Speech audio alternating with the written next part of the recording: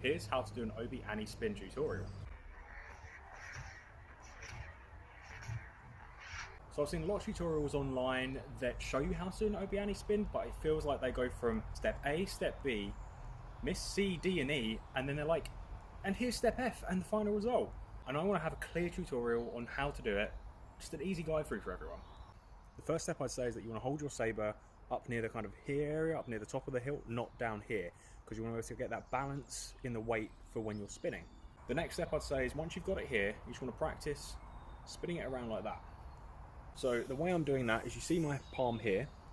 As I'm going forward and the momentum takes it like that, I'm letting it go and just holding it like that and letting the momentum of the tip continue spinning round. And then barely catching it in between each. Then the next step is kind of take that and make a figure 8. So kind of follow the tip, you go like that, and then go round, and kind of see the way my hand's now facing down as you go like that. So you've got your hand as the pivot, the momentum of the tip just continues round. So round like that, and then up like that. Just kind of do that. Then once you've got that stage mastered, you want to focus on trying to get it behind your back. Now this is where I think a lot of the tutorials aren't very clear on what you need to do. So when you're doing your figure 8 like that, instead of going this way, keep the same movement and your wrist kind of pointing down, try and make that go behind your back. So you're going around like that, and then you're twisting it behind your back like that. So let the momentum carry it.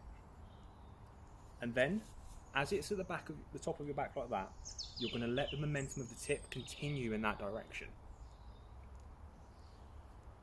And as that continues in that direction, you're going to bring your knuckles round quite tight in on your waist. But remember, the tip is the momentum and that's pulling that way. So as your knuckles are going round, that is going out and around that way. And then as you get to the front, the momentum again will pull it up round like that. So you start with just doing it like that, one single motion. Then you incorporate doing it at the front, doing a figure 8. Then instead of going in front of you, you bring it behind you, like this, and let the momentum continue in that direction. For this tutorial as well, I'm using my Sabneo V7 Warrior Saber, which is an LED baselit saber, so it's built for combat, and if you drop it a few times, it should hold up.